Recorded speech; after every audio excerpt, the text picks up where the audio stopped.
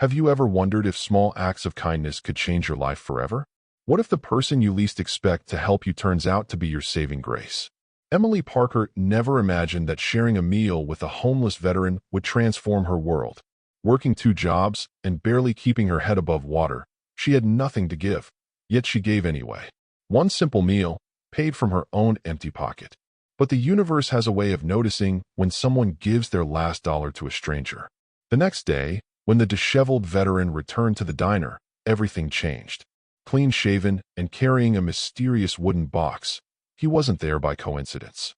He had been watching, testing, waiting to find someone worthy. What was inside that box? How did a chance encounter during a rainstorm lead to a confrontation that would expose hidden truths and alter multiple lives? And why did Emily, a struggling single mother with mounting bills and an eviction notice, become the focus of a veteran's life-changing mission? Sometimes the smallest kindness creates the biggest ripples. And sometimes those ripples become waves that wash away the past and clear the path to a future you never dreamed possible.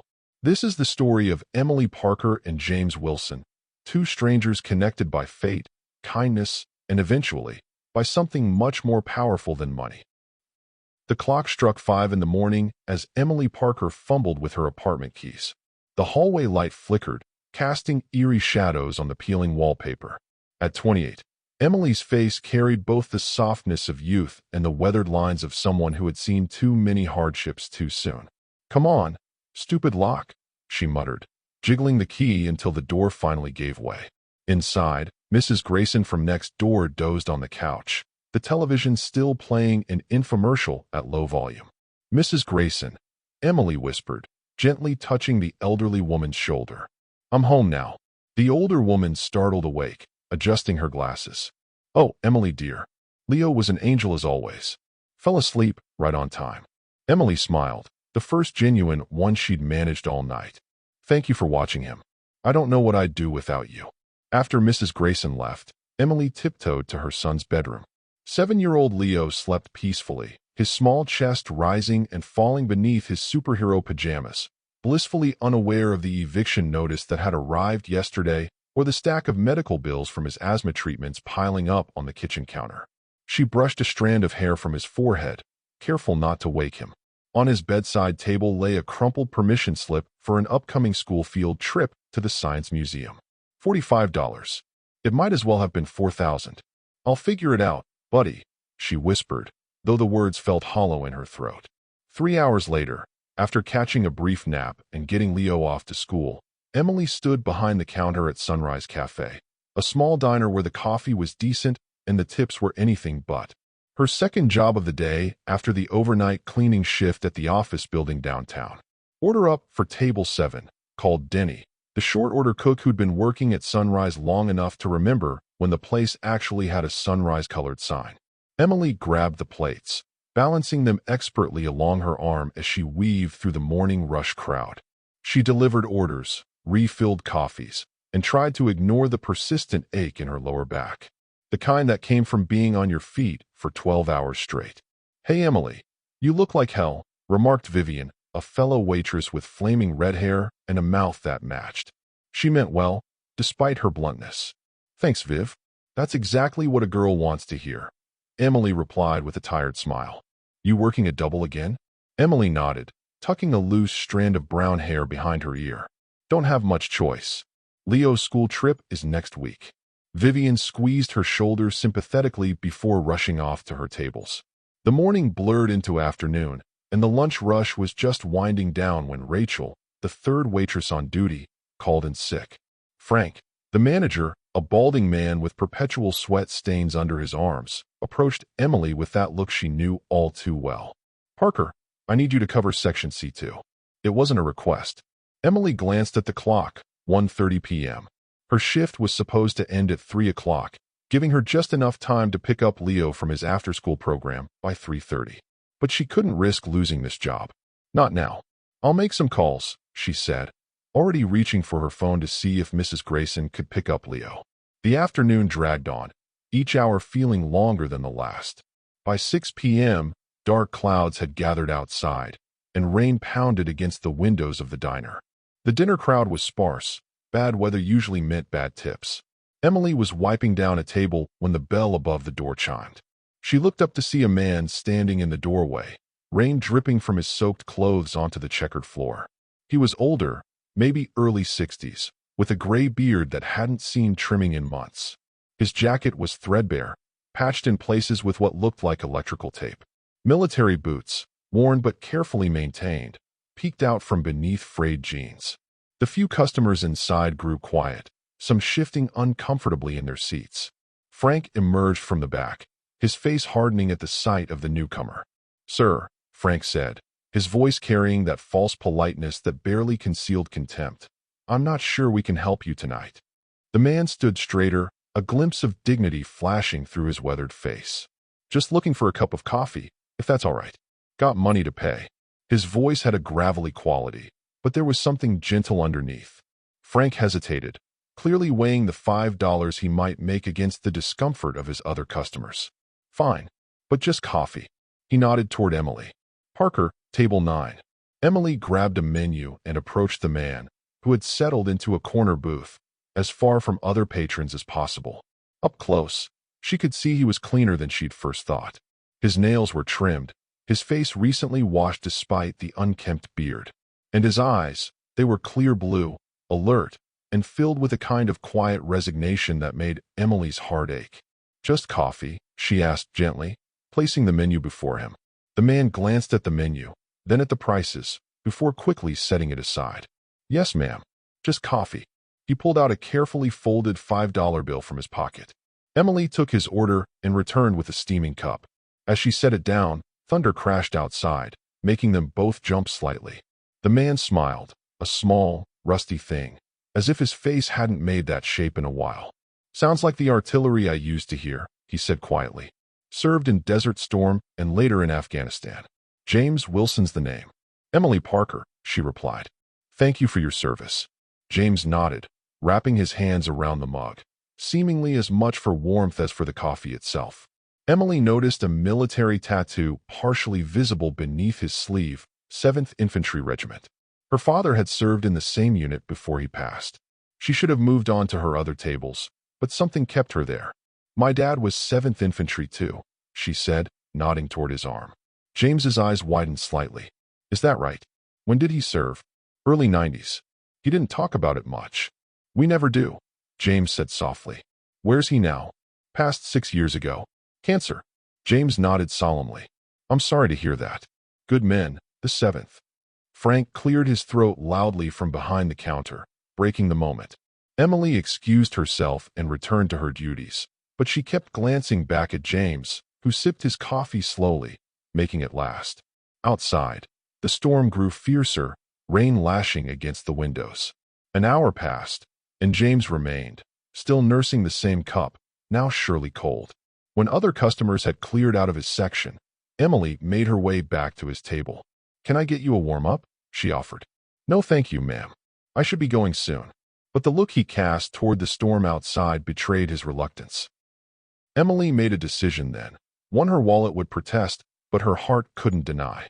She went to the kitchen and quietly placed an order. "Denny, I need a veteran special." The cook raised an eyebrow. "We don't have a veteran special, Emily." "We do tonight," she insisted. "Meatloaf, mashed potatoes, green beans." "Put it on my tab." Denny glanced toward James, then back to Emily. Without another word, he began preparing the plate.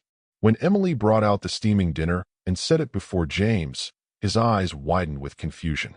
"I didn't order this," he said, starting to push it away. "It's on the house," Emily lied smoothly. "Sunrise Cafe does a veteran's meal when the weather's bad." James looked skeptical. "The manager didn't strike me as the charitable type." Emily smiled. "What Frank doesn't know won't hurt him. Please, eat while it's hot." After a moment's hesitation, James picked up his fork. The first bite seemed to awaken something in him, and he ate with careful, measured bites, as if savoring each one. Emily busied herself with other tasks, giving him the dignity of eating without being watched. When she returned to clear his spotless plate, James looked at her with eyes that seemed clearer somehow. "Why would you do that for a stranger?" he asked quietly. Emily thought about the question. About Leo and his field trip money. About the eviction notice. about how every dollar mattered right now. Because we've all got storms to weather, she finally said. And sometimes a warm meal makes all the difference. James held her gaze for a long moment, then nodded as if she'd said something profound. He carefully placed his original $5 on the table, plus another single that looked even more worn than the first. Not much of a tip, but it's what I can do, he said, standing up. He zipped his jacket and squared his shoulders, preparing to head back into the storm. Be safe out there, Mr. Wilson, Emily called after him. James paused at the door, looking back at her with an expression she couldn't quite read. You as well, Miss Parker. You as well.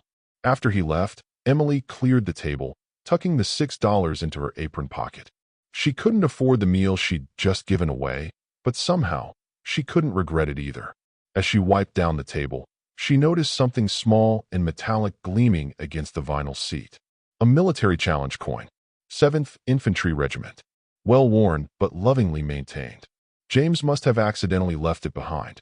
Emily pocketed the coin, making a mental note to keep it safe in case the veteran ever returned. But as the night wore on and she finally clocked out at 11 p.m., exhausted beyond measure, she had no way of knowing just how significant that small act of kindness would prove to be, or that James Wilson would indeed return, much sooner and in circumstances far different than she could possibly imagine. The storm continued to rage as Emily walked to the bus stop, the coin a small weight in her pocket, a tangible reminder that sometimes giving when you have nothing to give is exactly what keeps you human in a world determined to grind you down. The next morning arrived with merciless brightness, sunlight streaming through the thin curtains of Emily's apartment. Her alarm blared at 6 a.m., though she had been awake since 5:30, staring at the ceiling and calculating bills in her head. The math never worked out in her favor. Mom, are you up? Leo's voice called from the kitchen, followed by the telltale sound of cereal being poured. Emily swung her legs over the side of the bed, wincing at the protest from her lower back. Coming, buddy. She grabbed her robe and shuffled to the kitchen, where her 7-year-old son was already dressed for school, his backpack neatly packed. I made you coffee, Leo announced proudly, pointing to a mug filled with what appeared to be lukewarm water with a tea bag floating in it. Emily's heart squeezed in her chest. That looks amazing, thank you. She took a pretend sip and ruffled his hair. When did you get so grown up? Mom, I've been making tea since I was 6, he said with the seriousness only a child could muster.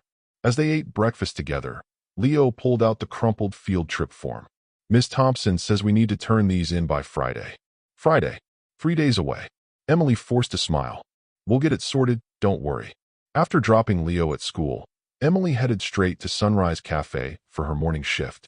She arrived to find Vivian already there, looking unusually tense. What's wrong? Emily asked, tying her apron around her waist. Vivian glanced toward the corner booth. Richard Thornton is here. Emily's stomach dropped. Richard Thornton was their most difficult regular customer, a businessman who treated the staff like servants and left insulting tips despite his expensive suits and flashy car. And he specifically asked for your section, Vivian added. Before Emily could respond, Frank emerged from the back office. Parker, good. Thornton's waiting. Don't screw this up. He spends good money here. Emily took a deep breath and approached the booth where Richard Thornton sat, impeccably dressed in a tailored gray suit, scrolling through his phone with manicured fingers. He was in his late 50s, with carefully dyed brown hair and the artificial tan of someone who spent more time in tanning beds than outdoors. Good morning, Mr. Thornton. What can I get for you today? Emily asked, forcing pleasantness into her voice. Richard didn't look up from his phone. The usual. And make sure the eggs are actually cooked this time. Emily jotted down his order. 2 eggs over medium, wheat toast dry, black coffee, though she knew it by heart. Right away, sir. When she returned with his coffee, Richard finally deigned to look at her. You're the one who served that homeless bum yesterday, aren't you? Emily stiffened. Sir, I was driving by. Saw him through the window. Richard's lip curled in disgust. This place used to have standards. Emily bit the inside of her cheek to keep from responding. Customer service smile firmly in place. She replied, Your breakfast will be out shortly. Throughout the morning, Richard found fault with everything. His eggs were too runny, his toast too dark, his coffee not hot enough. Each complaint was delivered with a smug smile that made it clear he was enjoying watching her scramble. By the time he finished his meal, 3 other tables in Emily's section had been seated. As she delivered plates to a family of 4, she heard Richard's sharp voice. "Waitress, my check." Now, when Emily brought his bill, Richard examined it with exaggerated scrutiny. "I see you charged me for the full breakfast. The service was abysmal. I'll be speaking to your manager. Is there a problem here?" Frank appeared, practically wringing his hands. Richard launched into a litany of complaints while Emily stood by, cheeks burning with humiliation. Other customers were beginning to stare. "Of course, Mr. Thornton. We'll comp your meal today," Frank said immediately, shooting Emily a look that promised consequences. Richard smiled coldly. "That's more like it. You know, Frank, your staff could use some retraining on customer service." He gestured dismissively at Emily. "This one especially seems to think homeless veterans deserve better treatment than paying customers." Emily felt her hands begin to shake. One meal. She had given one meal to a man who had served his country, and somehow that had become ammunition against her. Frank's face darkened. "Parker, I need to see you in the back." Now, in the cramped office that smelled perpetually of old grease and cheaper cologne, Frank laid into her. "What were you thinking, giving away food? That comes out of my bottom line." "I paid for it myself," Emily protested. "Check with Denny. That's not the point. You can't go around feeding every sob story that walks in here. You'll attract the wrong element." "He was a veteran, not the wrong element," Emily countered, her voice quiet but firm. Frank's face reddened. "Look, Parker, you're hanging by a thread here. One more stunt like that, and you're done. And to make up for Thornton's meal, you're staying late today. Unpaid." "Got it." Emily thought of Leo waiting at after-school care, of the additional late fees she'd incur, of the $45 she still didn't have for his field trip. But she also thought of rent, of groceries, of asthma medication. "Got it," she managed. The rest of the morning passed in a blur of coffee refills and forced smiles. By the lunch rush, Emily's feet were already throbbing, but she pushed through, moving mechanically from table to table. At 2:30, just as the lunch crowd was thinning, the bell above the door chimed. Emily glanced up out of habit, then felt her breath catch in her throat. Standing in the doorway was James Wilson. At least, she thought it was James. Gone was the disheveled beard, replaced by a neat silver trim that accentuated a strong jawline. His hair was combed, and instead of the tattered clothing, he wore clean jeans and a pressed button-down shirt under a serviceable jacket. Most striking was his posture, ramrod straight, shoulders back, the bearing of a military man. And in his hands was a weathered wooden box, its surface adorned with what looked like military insignia. Vivian nudged Emily. "Friend of yours?" Before Emily could answer, Richard Thornton, who had inexplicably returned for lunch and was sitting at the counter, turned toward the door. The color drained from his face so quickly it was as if someone had pulled a plug. His coffee mug clattered against the counter. James didn't immediately notice Richard. His eyes scanned the diner until they found Emily, and he offered a small, dignified nod of recognition. Then, as he moved toward an empty booth, his gaze landed on Richard. James stopped dead in his tracks. The silence that fell over the diner was immediate and oppressive. Even customers who had no idea what was happening sensed the sudden tension. "Wilson," Richard finally said, his voice barely above a whisper. "Captain Thornton," James replied, the title carrying a weight of contempt that seemed to physically push Richard back against the counter. "Didn't expect to find you here." Richard's eyes darted around the diner, looking anywhere but at James. "I have a meeting. Just leaving, actually." He reached for his wallet with trembling hands, threw down far too much money, and stood. "Running away again, Captain?" James asked, his voice level but carrying an undercurrent of barely restrained anger. "It's what you do best." Several customers were openly watching now. Frank emerged from the back, sensing trouble. "Is everything okay out here?" he asked, eyes moving between James and the clearly distressed Richard, who was one of his best customers. Richard straightened his tie, attempting to regain his composure. "Fine. This gentleman and I serve together. Brief acquaintance." "Brief," James echoed, still standing in the same spot, the wooden box held firmly in both hands. "Brief enough for you to leave 8 men behind when the shelling started. Brief enough for you to file reports saying we were ambushed when you knew damn well the coordinates you gave were wrong." A woman at a nearby table gasped. Richard's face, already pale, now took on an ashen quality. That's absurd, Richard stammered. I have no idea what you're talking about. James took a step forward. 3rd Battalion, 7th Infantry Regiment. Fallujah, 2004. You ordered us into a known hostile zone with outdated intel, then took the Humvee and left when it got hot. 3 men died. I took shrapnel in my back that ended my career. He gestured to his leg and gave me this nice limp you probably didn't notice yesterday when you were looking at me like something you'd scrape off your shoe. Murmurs rippled through the diner. Emily stood frozen, coffee pot still in hand, watching the scene unfold. Richard straightened, a flash of the arrogant businessman returning. You can't prove any of that. It was a war zone. Confusion happens. Actually, I can, James replied calmly. 2 years ago, the DoD reopened investigations into several incidents. I gave testimony. So did Martinez and Dawson. You remember them, don't you? The ones you left behind who survived. Richard's eyes widened. Without another word, he pushed past Frank and hurried out the door, nearly tripping in his haste. The diner remained silent for several heartbeats after his departure. Then, slowly, conversations resumed, though many eyes still watched James with newfound respect or curiosity. James walked calmly to a booth, the same one he'd occupied the night before, and set the wooden box on the table. Only then did he look up and meet Emily's gaze across the diner. Frank, who had witnessed the entire exchange, turned to Emily with an expression of confusion. What just happened? Emily shook her head slightly. I think Karma just walked through the door. She approached James's table, coffee pot still in hand. Coffee, she offered, almost at a loss for words after what she'd just witnessed. James smiled, a genuine smile that transformed his weathered face. That would be nice, thank you. As Emily poured, he added quietly, I'm sorry about that scene. Wasn't planning on confronting ghosts today. Don't apologize, Emily replied.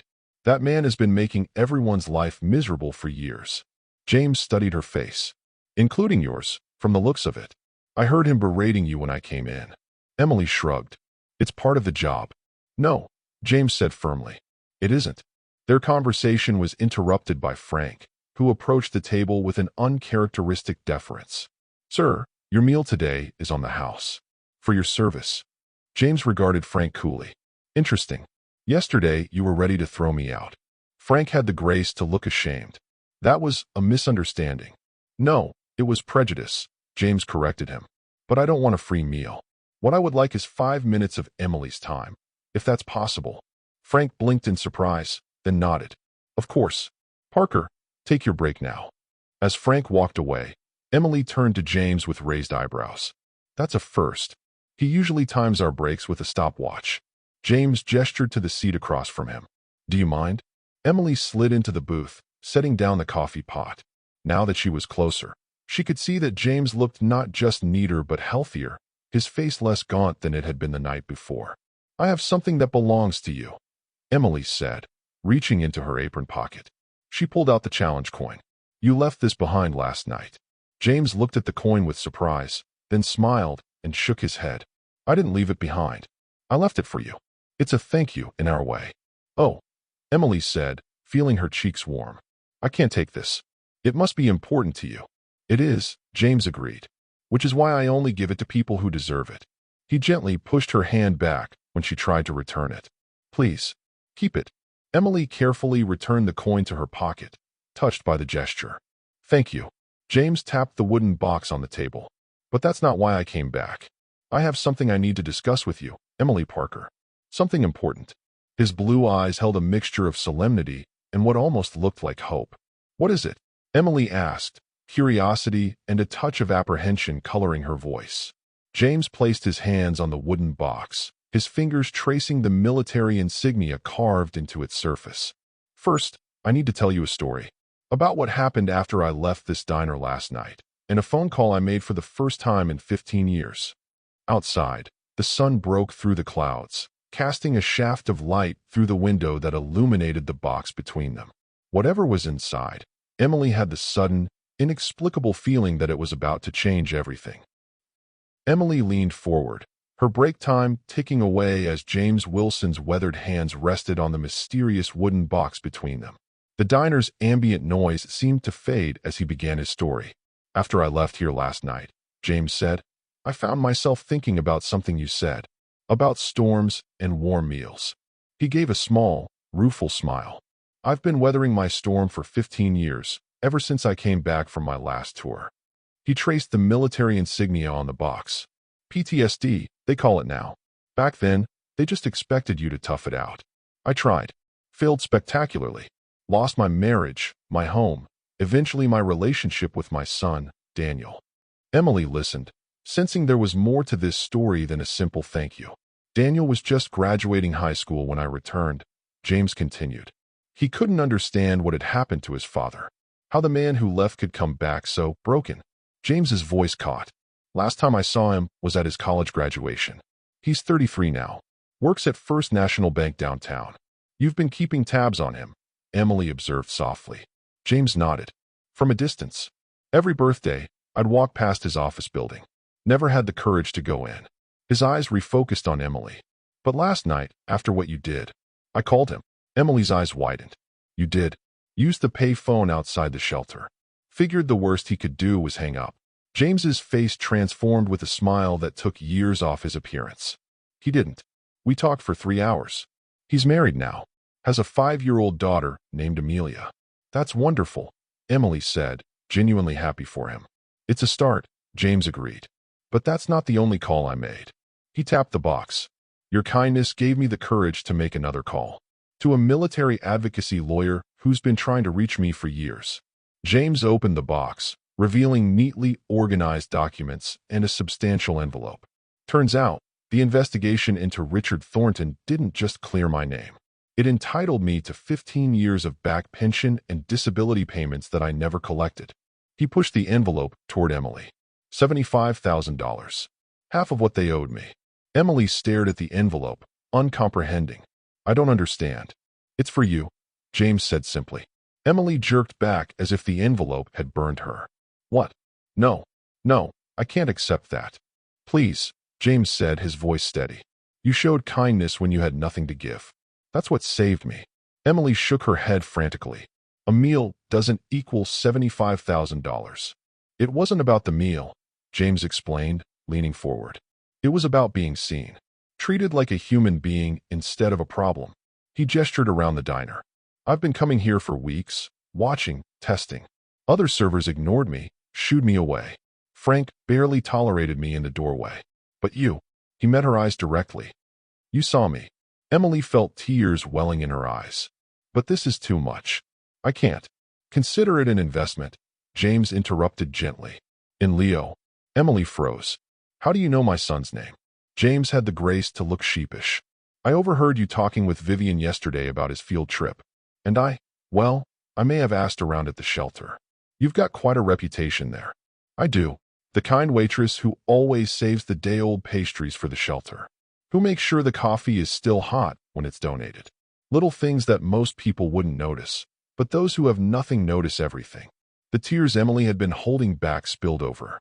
"I just do what anyone would do." "No," James said firmly. "You don't. That's the point." From across the diner, Frank cleared his throat loudly, tapping his watch. "Your break's over," James observed. Emily wiped her eyes quickly. "I can't take this," she whispered, pushing the envelope back. "I'll be here when your shift ends," James said, closing the box. "We can talk more then." For the rest of her shift, Emily moved through the diner in a daze. She refilled coffees, served plates, and collected tips mechanically, her mind spinning with the conversation. $75,000. It was an unfathomable sum to her, enough to pay off all her debts, move to a better apartment, create a college fund for Leo, maybe even take classes herself. But how could she accept such a gift from a virtual stranger? As the afternoon wound down, Frank approached her at the service station. Emily tensed, expecting another lecture. Instead, he looked uncomfortable. "So, that James Wilson, he was really in the military?"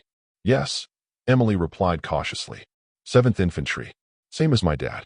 Frank nodded, shifting his weight. "And Thornton really did what Wilson said?" "I don't know the details, but James doesn't strike me as a liar." Frank was silent for a moment. "You paid for his meal yourself yesterday." It wasn't a question, but Emily answered anyway. "Yes." Why? Emily considered the question. Because it was the right thing to do. Frank sighed heavily. Look, Parker, I've been hard on you. Maybe too hard. He glanced toward James, who sat patiently in the booth, the wooden box beside him. That stunt Thornton pulled this morning. I shouldn't have taken his side. Emily was too surprised to respond. What I'm saying is, Frank continued awkwardly, how would you feel about becoming assistant manager? Vivian's leaving next month. The position opens up. Comes with a $1.50 raise.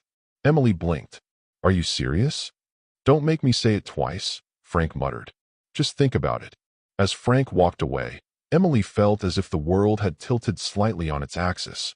First James's incredible offer, now this. At 5 o'clock, Emily untied her apron and approached James's booth. He looked up with a warm smile. Ready to talk? He asked. Emily slid into the seat across from him. I've been thinking about your offer. It's incredibly generous, but you're too proud to accept help, James finished for her. I get it. Spent 15 years that way myself. How'd that work out for me? Emily couldn't help but smile at his bluntness. It's not pride. I don't know. It feels wrong somehow. James considered this. What if it's not a gift? What if it's a trust? What do you mean? My son says I should invest this money. Make it grow. James tapped the box. But I don't understand stocks and bonds. Never did. What I understand is people. And you, Emily Parker, are a good investment. He pushed the envelope toward her again. Take it. Use it for Leo, for yourself. Build something. And maybe, someday, when you see someone weathering their own storm, you'll remember this moment. Emily stared at the envelope, then back at James's earnest face. I don't know what to say. Say yes, James said simply. Let an old soldier finally do something good with his life. With trembling fingers, Emily took the envelope. Yes. 3 months later, Emily stood in her new apartment, watching Leo play in what was now his own bedroom. The eviction notices and medical bills were all paid. Leo had gone on his field trip, proudly bringing home a science project that now sat on their new bookshelf. On her desk lay community college brochures. Emily had already signed up for night classes in business management, her new position as assistant manager at Sunrise Cafe, giving her the flexibility she needed. The Military Challenge coin sat in a small display case on her mantel, alongside a framed photo taken at Thanksgiving. Emily and Leo smiling alongside James, his son Daniel, and Daniel's wife and daughter. Emily's phone buzzed with a text message from James. Veteran Support Group meeting at 7. Still coming. After that fateful day, Emily had helped James establish a weekly support group for veterans at the diner after hours. Frank had reluctantly agreed, though his attitude had softened considerably since Thornton's dramatic exit and subsequent exposure in the local paper. Emily texted back, wouldn't miss it, bringing those cookies Leo made. As she prepared to leave, Emily caught her reflection in the mirror. The exhausted, desperate woman from a few months ago was gone. In her place stood someone with hope in her eyes and purpose in her step. One meal, one small act of kindness on a stormy night. That was all it had taken to change not just her life, but James's too. And through their combined efforts, they were changing other lives as well, one veteran at a time. Some would call it karma.